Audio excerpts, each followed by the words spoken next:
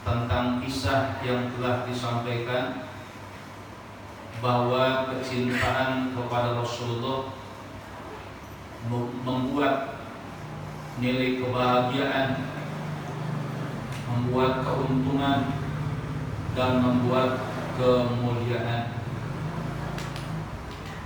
Sebagaimana telah diungkapkan dalam kisah yang telah kita sampaikan tentang sahabat Ukasah, di mana beliau mendapatkan sebuah keistimewaan dari Rasulullah SAW dengan mencium jasad jisimnya Kanjeng Rasulullah SAW. Sampai-sampai Nabi mengatakan setelah jasad Nabi dicium oleh sahabat Ukasah, "Ala man yuhibbu ayanzura ila ahlil jannah falyanzur ila hadzal syakhsi." Ingatlah siapa yang mencintai untuk memandang kepada ahli surga, maka pandanglah orang ini, yakni Ukasah atau Akasah. Maka ketika Nabi mengucapkan kalimat itu, seluruh kaum muslimin berdiri. Mereka mencium daripada dua di antara matanya Akasah, dan mereka kaum muslimin berkata, "Tuba laka, bahagia bagimu wahai Akasah. Nilta darajatil ula, engkau telah mendapatkan derajat yang tinggi. Wa murafaqata Muhammad alaihi salatu wassalam fil jannah, dan kau akan menemani Rasulullah sallallahu alaihi wasallam besok di dalam surga Allah Subhanahu wa taala." Maka kita berharap Allahumma yassir lana, mudah-mudahan Allah mempermudah kepada kita syafaat untuk mendapatkan syafaat Nabi biizzatika, dengan keagungan Nabi, wa jalalika, dan kemuliaan Kanjeng Nabi. Amin ya rabbal alamin. Hari Kamis besok, malam Jumat itu udah masuk malam tanggal 1 bulan Maulid Nabi. Jadi hari Jumat itu tanggal 1 Maulid Kanjeng Nabi. Kalau di kalender ada almarhum namanya Kiai Yasin. Waktu masih ada, barangkali disambung terus dengan putra-putranya. Biasanya malaman Maulid, malaman tanggal 1 Maulid, bukan malaman 12 Rabiul Awal. Jadi beliau rutin tuh, malam Maulid, malam awal Maulid, dan malam tanggal 1 Rajab. Beliau suka ngadain acara selamatan.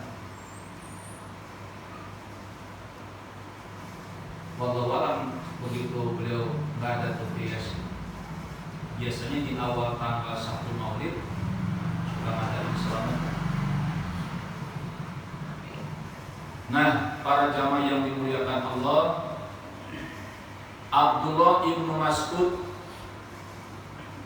beliau berkata, tatkala sudah mendekati wafatnya Kanjeng Nabi Muhammad SAW,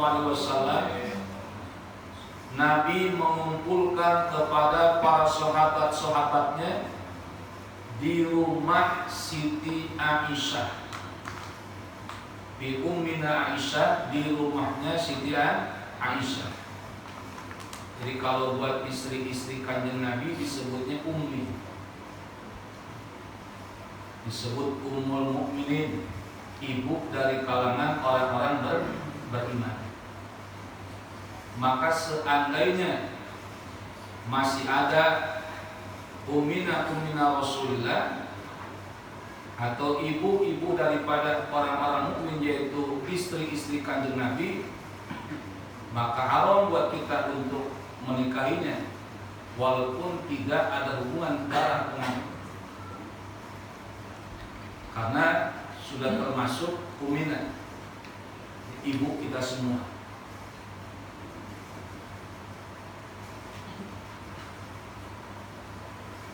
Ya jangankan nama Ummina minal mu'minin Siti Aisyah dan istri-istri Nabi yang lain, nikahin istrinya guru aja kan suul adab, udah suul adab. Apalagi dengan istri Rasulullah SAW, kan disebutnya Ummul Mukminin, ibu dari kalangan orang-orang beriman.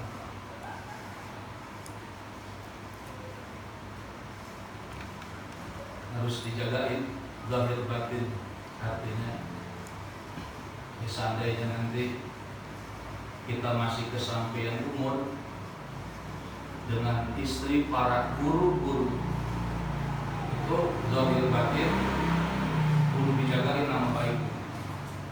Jangan sampai dicela, jangan sampai dicaci maki, apalagi sampai difitnah. Betul-betul dijagain zahir batin kemuliaan.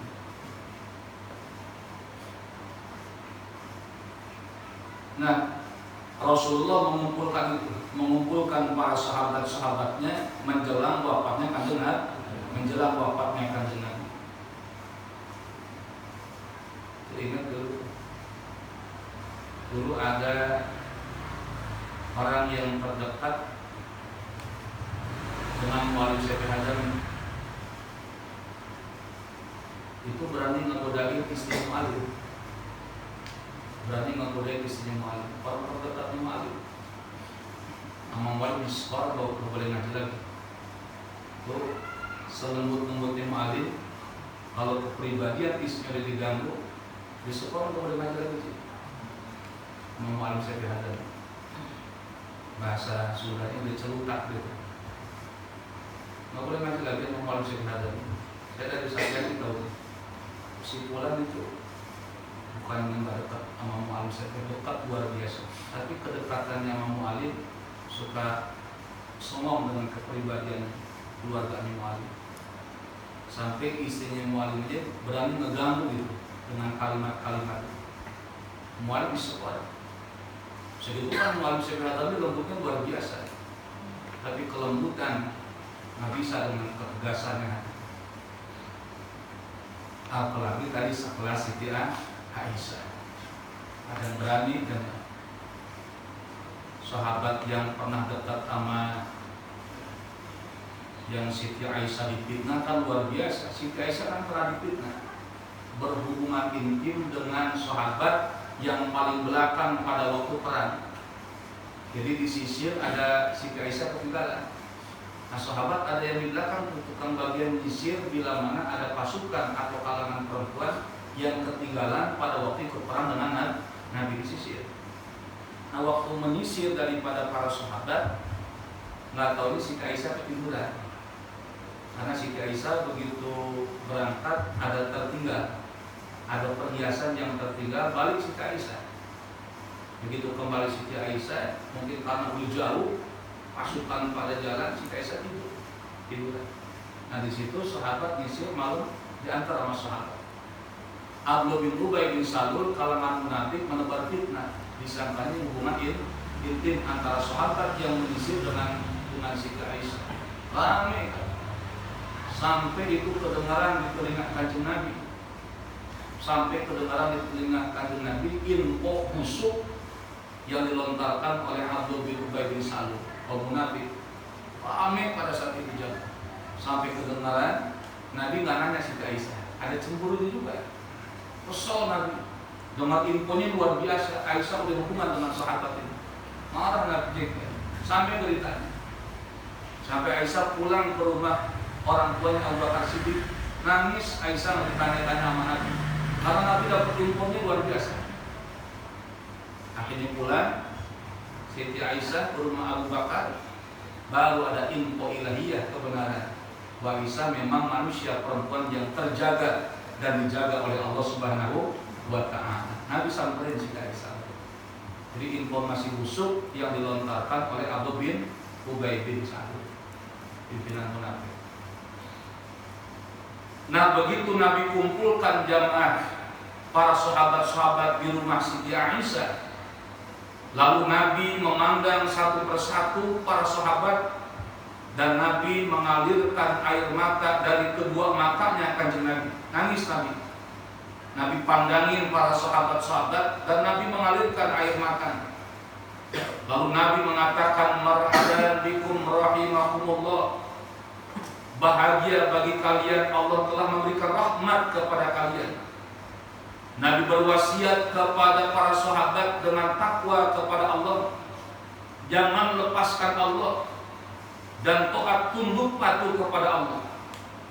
Qaddana firaqu wa qarubal munqalibu ila Allah ta'ala wa ila jannatil ma'wa. Kata Nabi, sesungguhnya telah mendekati kepadaku perpisahan dan telah mendekati kepadaku tempat kembali untuk menuju Allah, wa ila jannatil ma'wa, dan menuju kepada surga yang ditinggikan oleh Allah yang disebut surga ma'wa.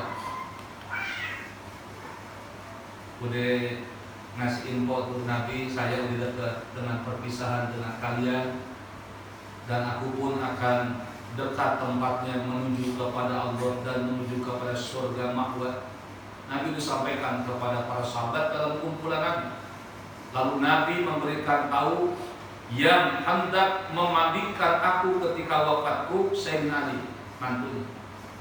Fal yaksilni Aliyun, yang berhak untuk memandikan aku adalah Ali, mantu sepupu sekaligus sahabat Sayyidina Ali yang berhak untuk memandikan Nabi. Wal yasubbal ma'a al-Fadl bin Abbas wa Usama bin Zaid, dan yang mengalirkan air ketika Sayyidina Ali nanti memandikan jasadku dua, Fadl bin Abbas dan Usama bin Zaid. Yang keduanya ini yu'iduhuma, dia akan membantu daripada Sayyidina Ali. Jadi Sayyidina Ali yang bagian gosok nih, yang mengalirkan air, mengocorkan air, dua sahabat Nabi, Fadl bin Abbas dan Usama bin Zaid yang mengalirkan air. Kalau mandiin jenazah berapa orang? 32. Dua. Nanti keluarganya ajak ke main, anaknya ajak. Ya, iya, jangan sampai nggak diajak. Kalau bapaknya meninggal, ya anaknya diajak. Mandiin bapak bareng-bareng, ngalirin air. Kan barangkali dia belum tahu bagaimana lelahnya kakinya seorang bapak yang cari uang, yang panas-panasan, yang keluar keringat untuk memberikan sebuah nafkah buat anaknya. Bagian membasuh, bagian mengalirkan. Yu'inuhuma wa kafinuni, dan mengkafankan kalian kepadaku di dalam pakaianku. Kalau kalian berhendak, maka pakaikan aku dengan pakaian Yaman yang berwarna putih. Makanya sunnah kalau kain kafan warnanya kain kafan warna putih, walaupun orang Golkar. Walaupun orang Golkar yang menang Golkar pakai kain kafan kuning, tetap aja pakaian putih, sunnah putih. Gitu Bang ya. Walaupun Bang misalnya PKB, jangan gambar Nahdlatul Ulama, tetap aja warna putih. Sunnah putih. Bukan berarti warna yang lain nggak boleh. Seandainya nggak ada yang lain, nggak ada yang putih, yang lain boleh. Habis misalnya bahan putih buat bungkus kain kafan, boleh pakai warna yang lain. Cuma kalau memang masih ada bahan atau kain, bagus pakai kain warna putih, sunnah.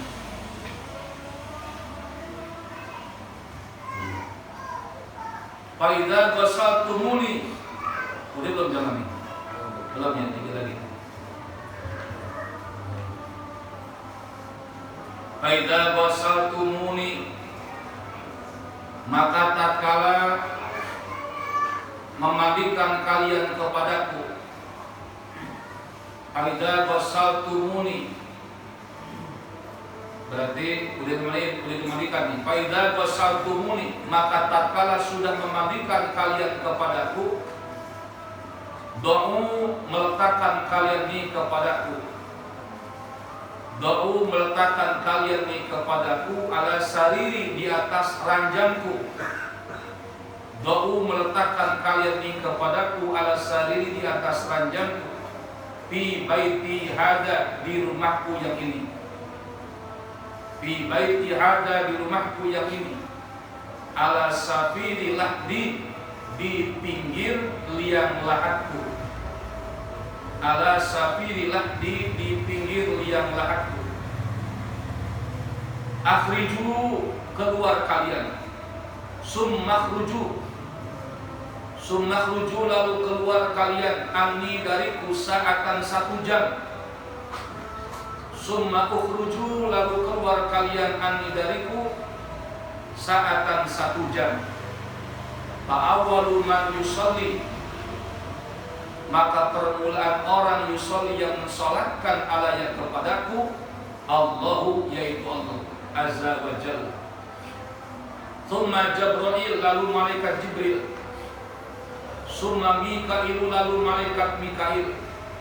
Summa Israfil, lalu malaikat Israfil. Summa Malakul Maut, lalu malaikat Maut. Ma'a junudihi, dengan bala tentara Malakul Maut. Summa sa'irul malaikati, lalu sebagian para malaikat. Summa dkhulu, lalu masuklah kalian, alayya kepadaku, paujan, rombongan serombongan, wasallu, dan mensolatkan kalian alayya kepadaku. 3 zaman yang dikasih kesempatan sama Nabi, baik yang memandikan jenazah Nabi, baik yang mengkafankan jenazah Nabi. 3 orang ini siapa tadi? Sayyidina Ali, Fadl bin Abbas, dan Usama bin Zaid. Yang mandikan 3 orang, yang mengkafankan pun 3 orang. Nah, kata Nabi, faida ghasaltumuni, kalau kalian sudah memandikan aku, kata Nabi, angkat lalu simpan aku di atas ranjangku di rumahku yang ini. Di rumahku yang ini berarti di dekat Masjid Nabawi. Makanya yang sekarang kuburan Nabi, Pak Haji, yang sekarang kuburan Nabi itulah rumahnya Kanjeng Nabi dengan Siti Aisyah. Jadi Nabi dikubur itu di rumahnya dengan Siti Aisyah. Allah, sini. Nah, ketika kalian sudah memandikan aku, simpanlah jasadku di atas ranjangku di rumahku yang ini, yang ada di pinggir daripada liang lahatku. Nah, udah selesai nih, gerapi semua, mandi sudah, bungkus sudah. Summa ukhruju anni sa'atan, kalian keluar semua. Yang 3 tuh udah beres mandi, kain kapan, keluar semua. Jangan ada di sini. Kenapa? Sebab nanti awal yang akan mensolatkan Kanjeng Nabi permulaan yaitu Allah Azza wa Jalla. Dengan kebesaran Allah, Allah sholatnya dengan rahmat berkahnya Allah untuk Kanjeng Nabi. Dia yang sholat pertama bukan berarti Allah sholat. Nanti Allah punya gerakan dong kalau begitu. Sedangkan Allah mukhalafatul hawa, rahmat, barokah, salam dikocorin buat jenazah Kanjeng Nabi dari Allah. Nah, setelah Allah memberikan sholawat kepada Kanjeng Nabi, sholat kepada Kanjeng Nabi, lalu Jibril datang dan nyolatkan Kanjeng Nabi. Summa Mikail, lalu malaikat Mikail mensolatkan Kanjeng Nabi. Summa Israfil, summa Malakul Maut, ma'a junudi, bala tentara Malakul Maut, semua mensolatkan Kanjeng Nabi. Baru para rombongan malaikat yang lain udah beres keluar semua. Maka Nabi perintahkan summa dkhulu alayya, lalu kalian masuk kembali. Jadi dikasih 1 jam oleh Nabi, semuanya pada keluar semua. Lalu udah beres nanti keluar. Rombongan dulu malaikat yang mensolatkan Nabi. Baru setelah itu 1 jam, summa dkhulu alayya faujan wasallu alayya. Kalian masuk kembali rombongan dengan rombongan, lalu kalian mensolatkan kepada jenazahku. Masya Allah. Jadi bukan kaum muslimin doang yang mensolatkan Nabi, Kanjeng Nabi. Seluruh malaikat ikut sholat jenazah Kanjeng Nabi. Bi barokah al-Fatihah.